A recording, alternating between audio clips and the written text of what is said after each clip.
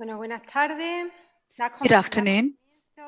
We are going to start the afternoon session, and first of all, we will start with the Italian case, the University of Salento.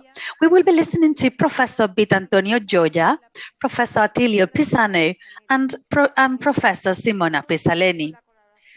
In this case, they have had the collaboration of the Aerospace Technological District and the European Centre for Research on Technology and Materials. And firstly, we give the floor to Professor VITANTONio GIOIA from the University of Salento. Good afternoon to all of you.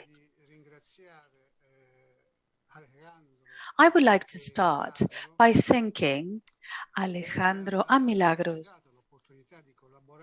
for their contribution and for having given us the opportunity to participate in this project. It's a very important project for us. Normally, it is very difficult to coordinate European projects of such a huge magnitude. But it has been even more difficult during a pandemic. So we could only partially enjoy in-person meeting at the beginning, but we could say it was a very good experience when we could enjoy it. We have somehow and partially structured our presentation because in the practical cases we have to remember that the companies involved in this project are high technological companies and they already work a lot on digitalization. But we have noticed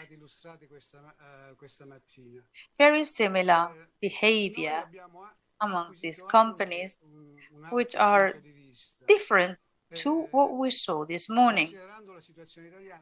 Additionally, we have been able to see a different point of view, the Italian situation, but probably not only because of the Italian situation, meaning that the digitalization is disseminated in different way and with different speeds in the various production sectors and also in different geographic areas. This is one of the questions. I haven't started using my slides yet. So, as I was saying earlier, digitalization has different paces and rhythms and speeds. If it was only something that happened in Italy or not was the first question we had. Sometimes this happens in economy, in sociology, and in society at large. So this phenomenon has specific aspects in each country. Therefore, we decided to work focusing on 4 fields. A general introduction to try and see what were the most revolutionary elements or findings that would characterize this 4th industrial revolution, positive elements and also risk elements. The second topic we have studied and that you can read on the report is the DESI analysis in the Italian case, which is documented on a yearly basis with all the detailed information. Secondly, the reasons why some digitalization processes are not properly developed in certain production sectors and in certain territories. And this is the third topic that my colleague Simona will be presenting. So it's the full set of findings and results from the survey and the empirical analysis of our industrial district and the company CETMA. After identifying one of the most remarkable features of the digitalization in Italy, we focused on digitalization as key elements to develop the process and also to avoid the risks linked to exclusion of important players and partners of the workforce. And this is how we have worked.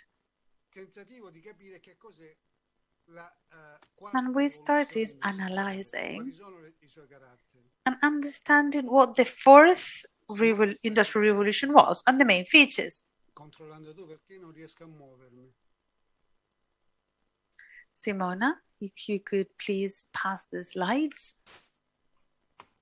The fourth industrial revolution undoubtedly represents progress for mankind,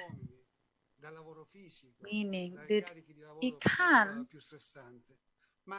help human beings by releasing them from the most stressing and sort of like hard work, but it also entails certain risks for some segments of economy and society.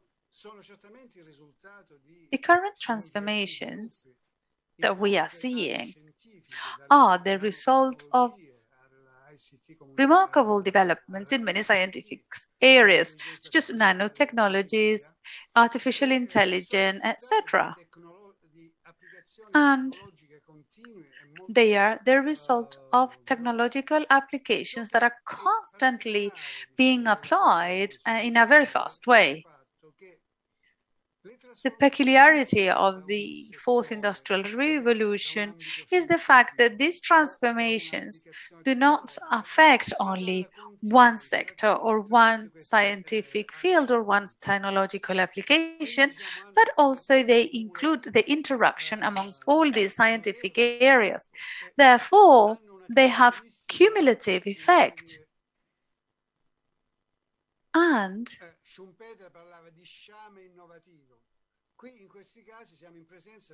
Schumpeter talked about being or innovative being, and this is an innovative landslide because there are very fast innovations. Quindi la digitalizzazione comporta cambiamenti radicali. As we were saying, digitalization entails radical changes in the workplace and also in the structure of the labor market. Because in a way, it also entails the dissemination of new qualified jobs and also eliminates less qualified jobs or low-skill jobs, which become sort of marginalized jobs, and in the long term they would be useless jobs. So on the one hand, there is a generalization or a widespread presence of jobs which need high qualification, and on the other, in this intermediate phase, some jobs which require less qualification, the so-called low-skilled jobs, are jobs that are more marginal, and new job modalities are created, such as the so-called gig economy or gig economy. This gig economy creates more precarious jobs, short-term, and the pandemic creates this type of jobs with partial contracts, flexibility in working hours, but also flexibility in remuneration and a certain decrease of labor rights for workers.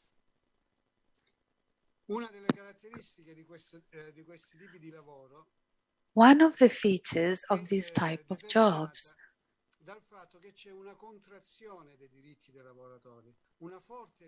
is that there has been a reduction of workers' rights. Rights are decreased and uncertainty decreases as well. Due to the speed of the transformation we are seeing and the way there is an impact on economy and society, the fourth industrial revolution can be compared with the first economic revolution. The economic revolution of the second half of the 18th century, and in only a few decades they transformed radically the economy and society, and also the way people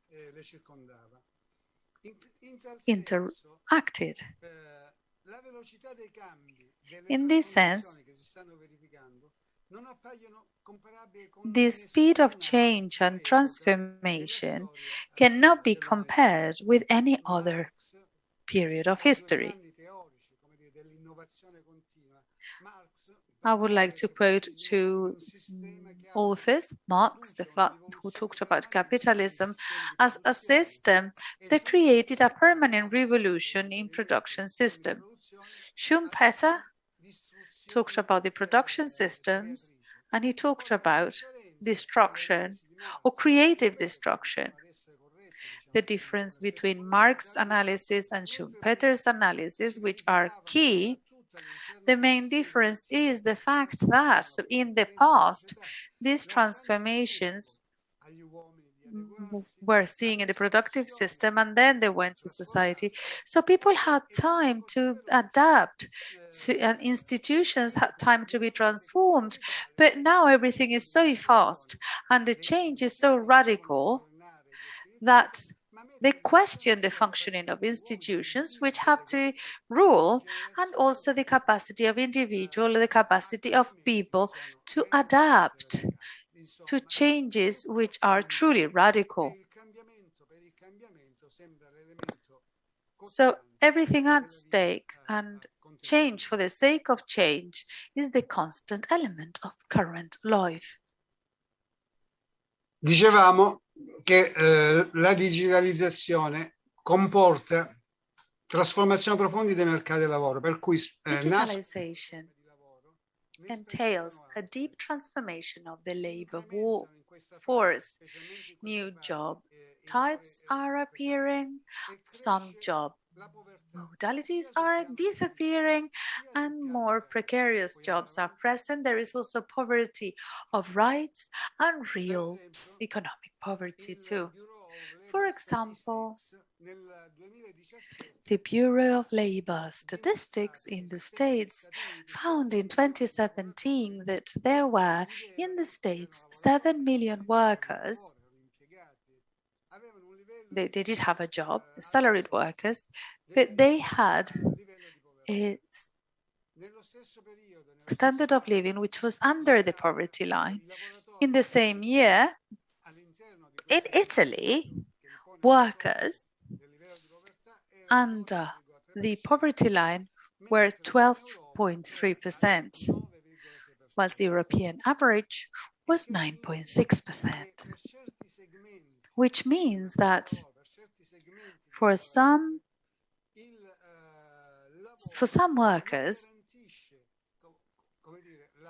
a job or their job did not guarantee that they could come out of poverty. Rather, the other way around. There were huge problems for those workers who could not escape poverty. There are groups which are especially vulnerable, and even though they have a job and they work full-time, they cannot escape poverty.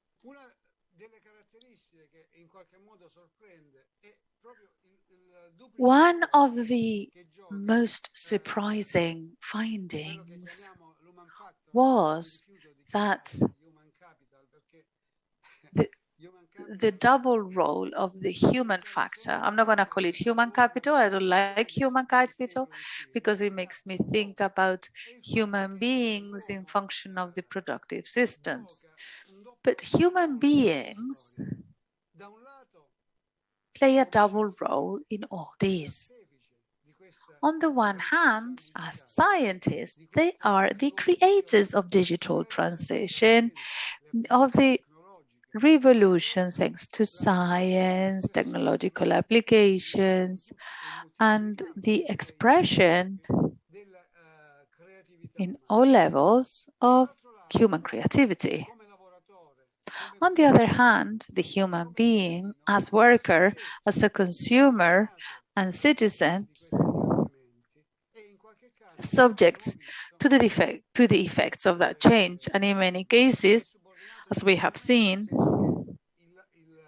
they are subject to these changes in a negative way because the work does not determine or does not give social progress that would allow them to have a proper life. So, as everybody said this morning, nowadays we need to strike a balance between the advantages represented that the fourth industrial revolution entails and the serious risks for wide segments of society which are vulnerable.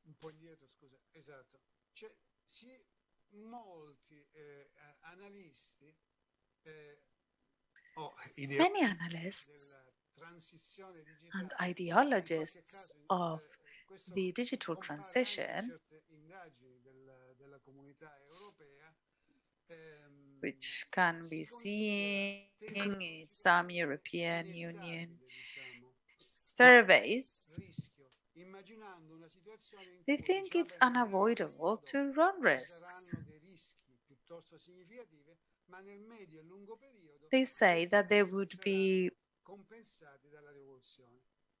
significant changes and in the medium and long term they would be compensated, but actually it doesn't work like that. And we know it.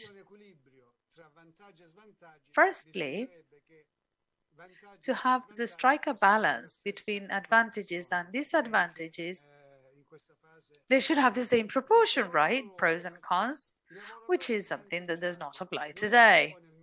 And secondly, workers with disadvantage, they will continue staying there in a disadvantaged situation. Therefore, we will be in a situation in which the governments and institutions, as we said this morning, as Milagros said this morning, she talked about the function of the institutions in this very important time, a moment of our situation. It's necessary to have human beings at the center of the conversation. In this sense, we are in a new situation for humankind. The productive systems can create a lot of wealth, but at the same time, they can create wealth distribution mechanisms via the institutions that allow for a more correct distribution, for a more equal distribution of wealth. But for this to happen, the digitalization process cannot be conceived in a determining manner as if it was the consequence of the new technologies. It has to be a process guided by human beings and having at the center the needs of human beings as well.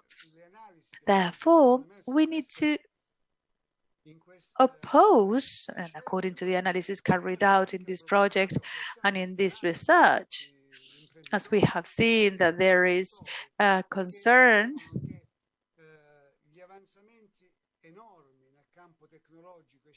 they are afraid that the scientific and technological progress determine significant disadvantages for an important part of economy and society.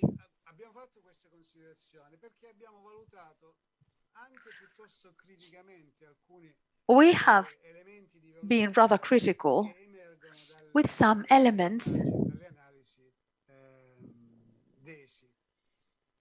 can be seen in this analysis. I've talked about Marshall, one of the economists who understood it best. Many economists think that time is a crucial variable in economy and society. The time factor involves two main aspects. Firstly, we have to take into account the structure of economy and society as inherited from previous generations and that can't change overnight. It needs time, this structure needs time to transform, to change, to metabolize the transformations and to reorient the attitudes of human beings. Secondly, we need to be aware of the fact that changes are not disseminated simultaneously in all layers of society. Changes with negative effects do not disappear immediately. Rather, the opposite, due to the negative cumulative effect and the vicious circles in economy. We know the negative changes are not only kept in time, but also they accumulate and determine and create greater problems. Those who think that in the long term we will live in a better world, but they stop and they don't start constructing it, those are very naive.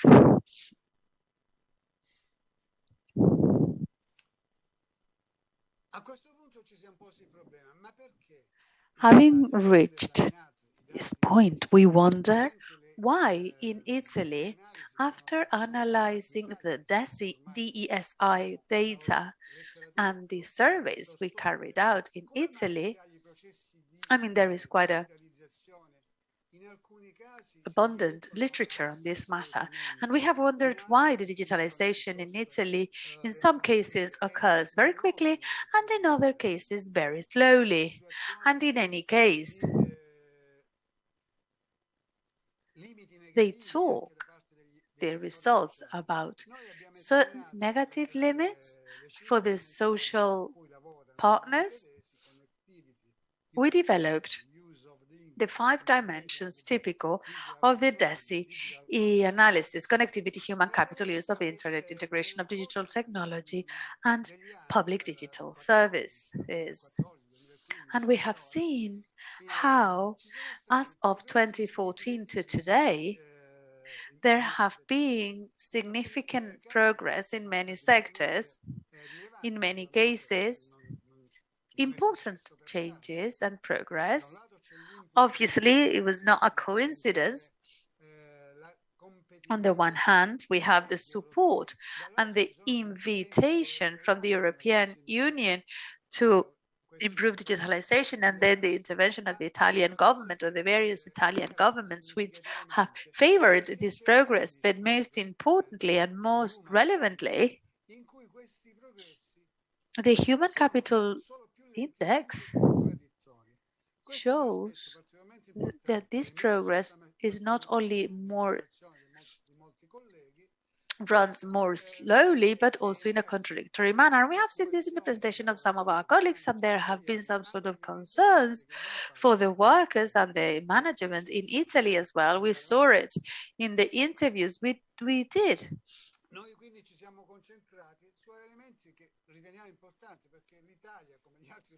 Therefore, we decided to focus on elements that we believe are important, and the structure of the Italian economy is based on the past, and there are some structural limits that cannot be overcome immediately.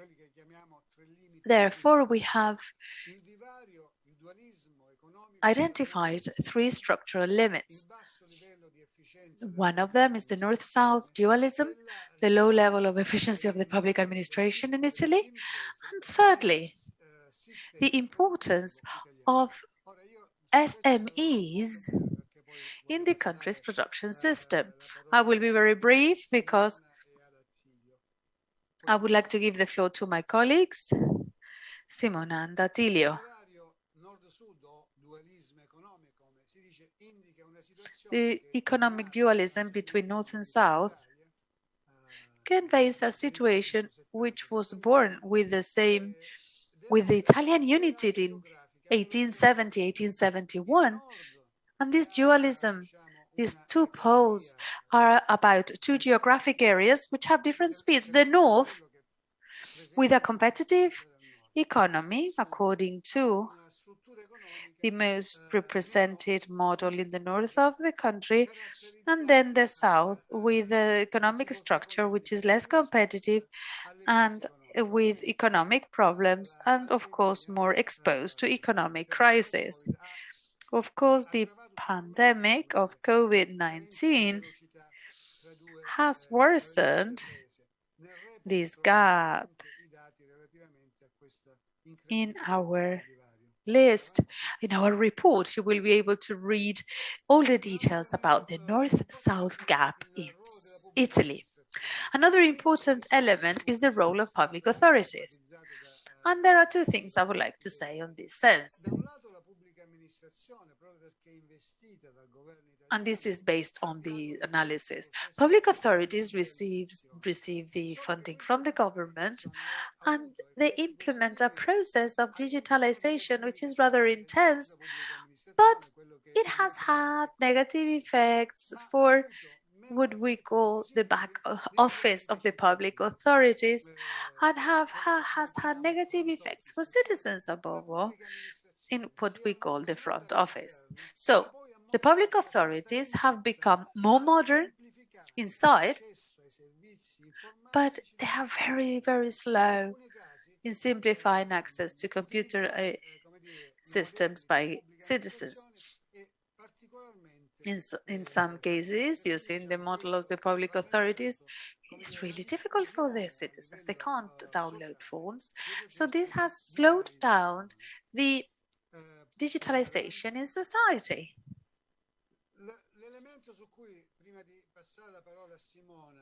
The element, or before I continue with Simona,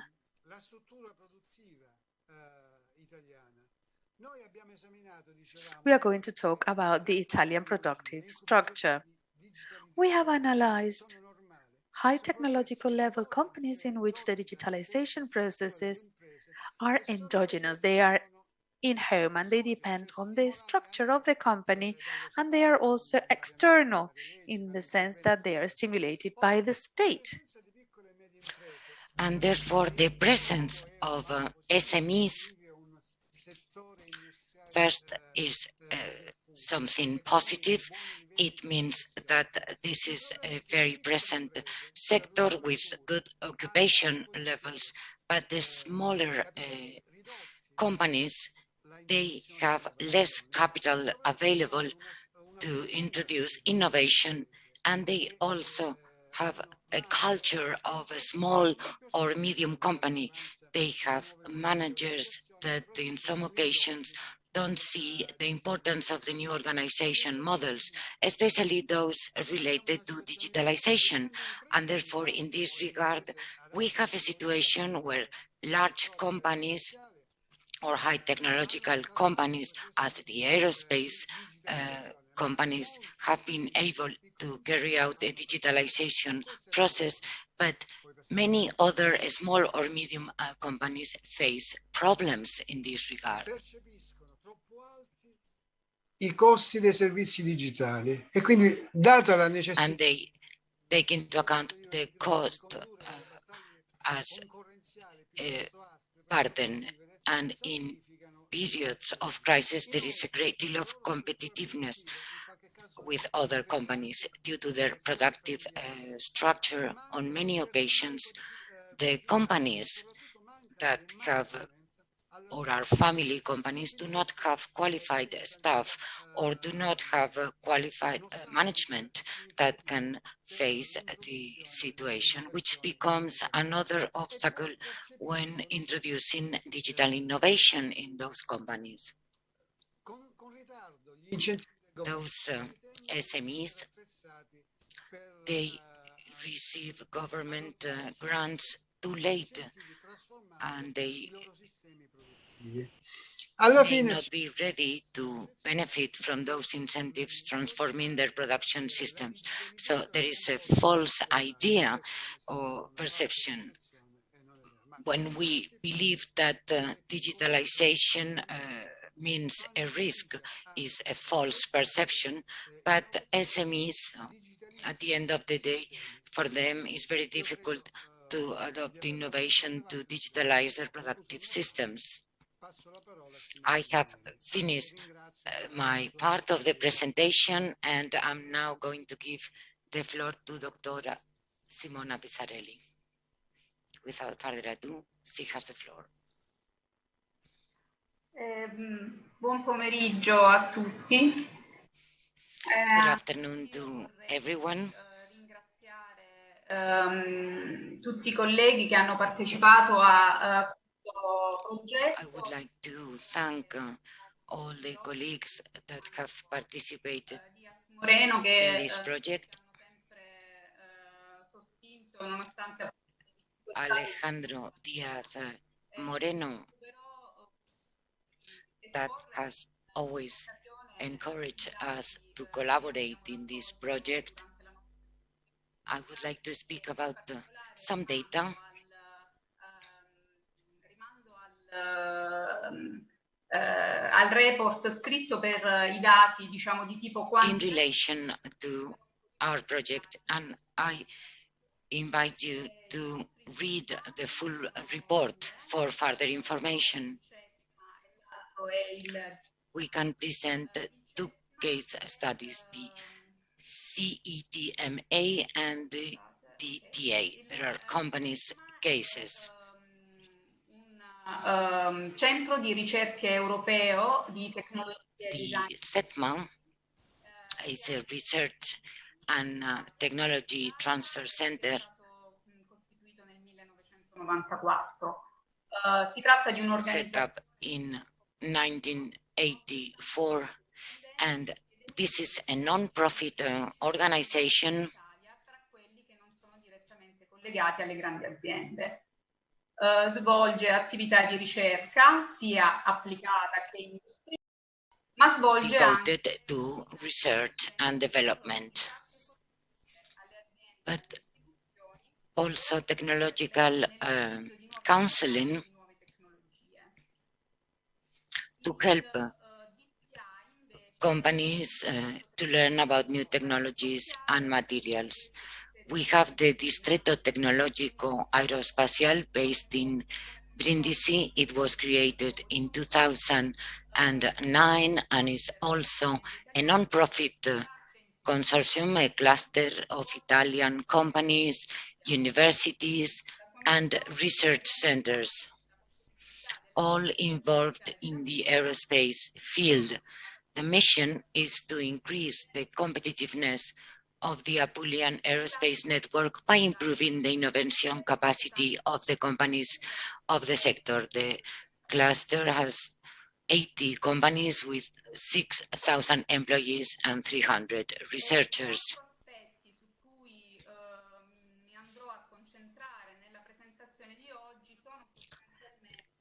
We will focus on 4 main aspects in this presentation. According to the interviews with workers, managers, and trade union representatives.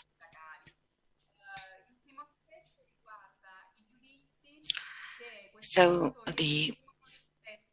in the interviews, we cover the feedback from the workers about working relations within the companies and also in relation to the unions. Secondly, the way in which digitalization is affecting changes in collective bargaining and the change in the relationship between workers and trade unions. And lastly, the role of education and the emergence of new skills for the future of the workers. Therefore, let us now move into the feedback or the opinions of the working relationships within the company. Managers have a good general opinion about the relationship with the company, and they are satisfied with their salary conditions. They are aware of the need of digitalization in companies in order to increase their productivity. They are aware of these needs, especially after the crisis of 2008, especially in very technological industries that lived a radical change after 2008.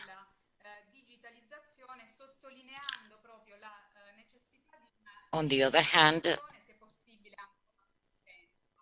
digitalization is considered as important and as necessary, but in a more intensive manner. This has been responded by all interviewees.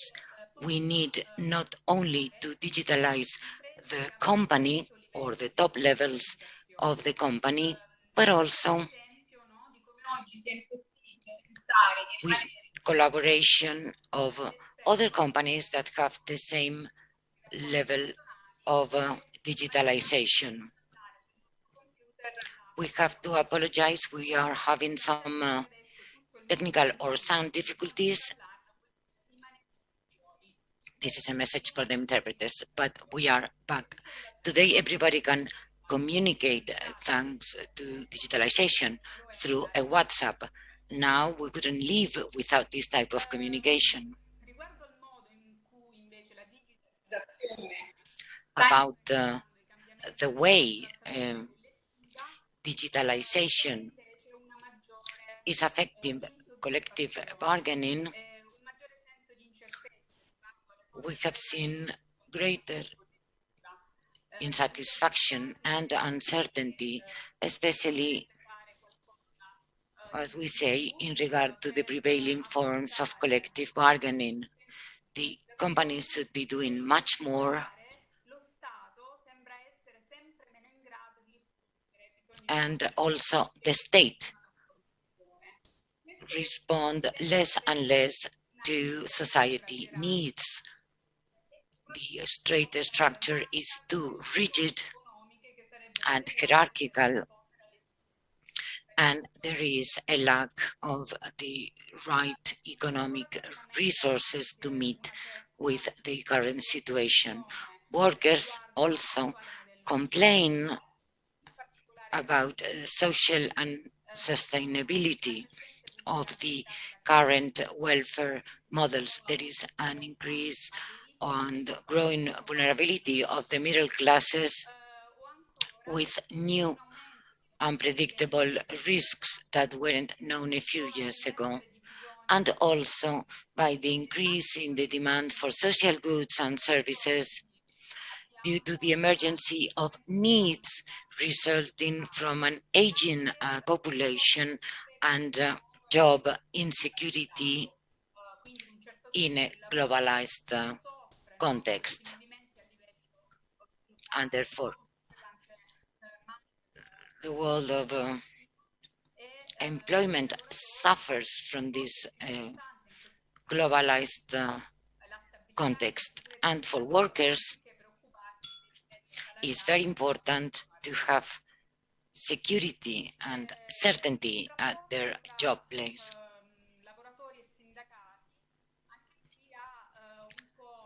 Now, the relationship between workers and trade unions. Here we see that there is certain backwardness. Many have complained about how slowly things are going in relation to the current changes, and therefore there is a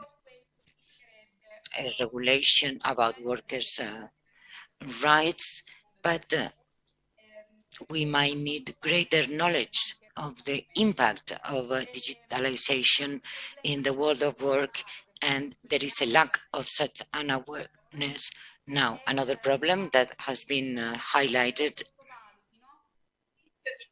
is the fact that the unions state that there is a risk of the work virtualization, a dematerialization of work, and there is a fear that this might lead to a progressive colonization of private spaces, so that work may end up dominating the private sphere or family life of workers. Again, there is the problem of the disconnection, the need to disconnect and work and life balance. We always need to stop in order to recover physical and mental energies. But digitalization increases the likelihood of workers to be always connected, and this implies a psychophysical wear and tear on the workers. And the unions consider that the situation is still very difficult. The fourth item is the role of education.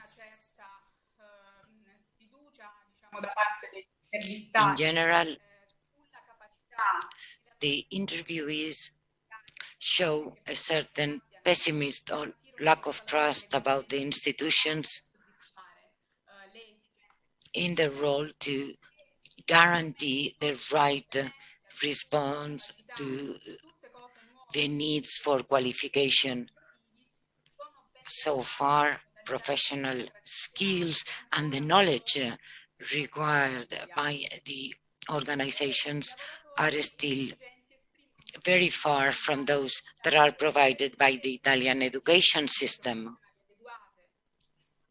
In addition to this, workers do not really trust in the company's availability to provide the right type of training.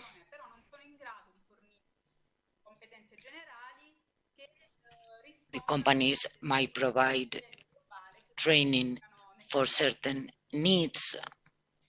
Usually companies need specialized training, but not in general training focused on digitalization. Another important aspect, part of the responses from our interviews, is that there is an increasing integration between hard and soft skills. We need to promote this integration, rethinking the educational strategy. Again, an increasing integration between hard and soft skills. Many mentioned the importance of the human aspect or the human dimension, and this has been elicited in many of our interviews. Avere la capacità di comunicare in maniera efficace, di sometimes to be able to communicate effectively seems to be much more important than a specific degree. more important than being able to use certain IT tools. It seems to be strange, but this has been present in some of our responses. We are now in a technological era, and now there are other types of skills which are required. Even those that work in the area of technology or research, they think that a human factor is fundamental. Up to 70% of the interviewees spoke about the importance of a human dimension compared to the technical or technological one. This situation is clearly the case when we talk about remote or teleworking, especially at this time of the pandemic. We have seen in the different interviews that we should tackle those processes very cautiously, so that the work may end up becoming fully virtual, and that could be very dangerous, with the danger of totally losing the human factor or the human element. Therefore, human relations and human contact are very important in the world of a job and at the workplace. They are important for the workers themselves, but also for the companies.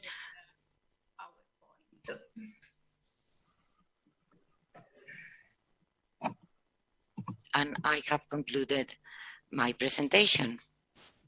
Thank you very much for your attention.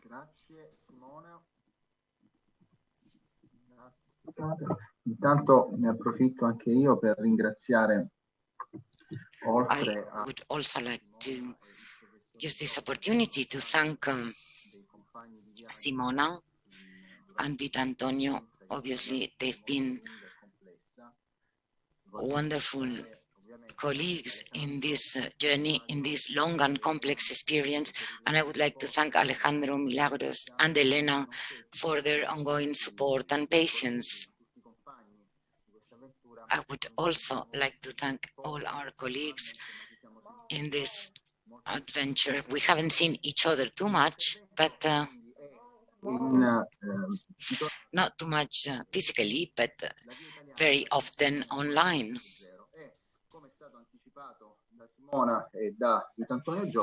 The life in Italy, we have decided that we were going to deal with training of hard and soft skills. The world of work is undergoing a process of great changes. Ok. Il mondo del lavoro è sottoposto ad un processo di grandi cambiamenti. As I repeat, the world of work is undergoing a process of great changes occurring at such a speed that human occupations are being transformed as never before. A different economy is coming forth based on technology that generates fascinating but difficult changes and involving factors that are beyond human control, and also transformations whose intensity we experience daily. This was the opening quote of the document, The Future That Awaits Us, Work and Technology in the Fourth Industrial Revolution, published as the 31st Italy report on the work and technology session published by AEROSPAZIALE in 2019. The future that awaits us is one of the most relevant issues when we reflect about the unavoidable changes that technologies bring about in what is already being called the fourth industrial revolution: digitalization, automation, use of robots in production processes. All of these may have a disruptive effect in production with an impact on workers, as is mentioned in this Eurospace report. The processes that come with technological transformation are dynamic. They may imply the destruction, but also the creation of new jobs, in addition to the transformation of existing jobs, especially in what is related to the world, the way the productive world is organized. And this is very relevant for employers, employees, and their families. Obviously, the fourth industrial revolution does not only bring about problems, but also opportunities. And in this regard, it's very important to define some regulatory policies focused on training specific on digital technologies.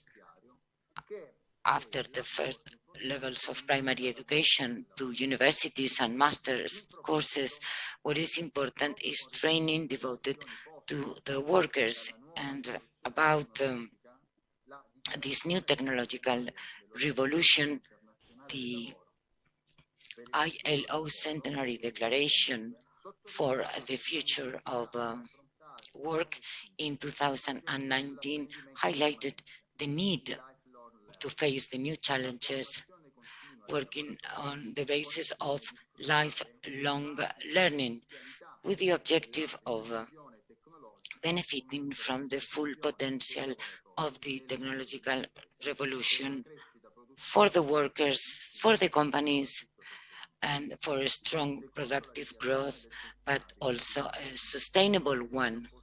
Based on this declaration, we should benefit from the opportunities given by the new technological revolution. They imply to get the skills, competences, and qualifications needed from all workers, so that they can then be used outside their labor context, with the help of efficient policies that will generate full employment, and also keeping social dialogue, collective bargaining, tripartite cooperation, and through a real collaboration, investments, and other solutions in the field of training. And in Italy, in the last few years, they have been reflected in the National Plan for a Digital School in 2015, the National Plan for Industry 4.0 in 2016, then it was the National Plan for Business in 2018, and the Transition Plan 4.0 in 2020. This is a real commitment towards digitalization, and we should take into account that it had the role of the public administration with the creation of the agency Italia Digitale in 2015. Therefore, if we want to speak about the Italian way to the fourth industrial revolution, we can say that it was defined between 2015 and 2020.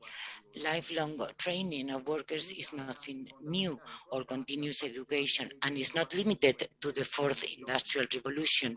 In Italy, the law 92/2012 was important, the Ley Formero, that included provisions about the reform of the labor market, taking into account growth. This law 92 defined that lifelong learning was any activity carried out by the workers, either formally or informally, at different stages of their life, to improve professional competences and skills and abilities with a professional but also civil perspective. This law, even though it did not include digitalization at work, but approach the lifelong learning and the needs for new skills related to the complexity of the production system.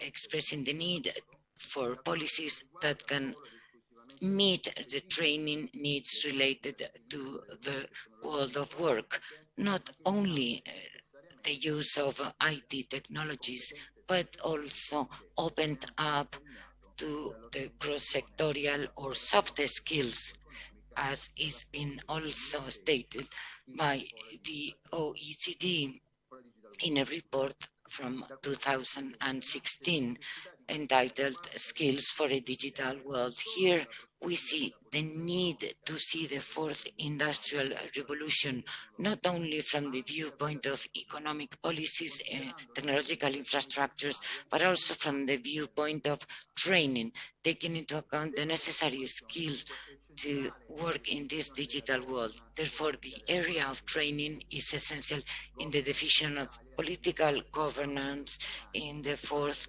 industrial revolution, a governance that was developed in the last 10 years through different laws and different provisions in Italy. The first was the National Plan of 2011.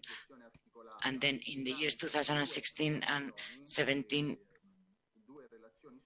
we have a full development with 2 reports, 2 research studies carried out by 2 specific committees, the Senate and the Chamber. Industry 4.0 was especially interesting. The title of this report was The Italian Way Towards the Fourth Industrial Revolution, defining 4 pillars for the 4.0 strategy: the creation of a governance system for a country,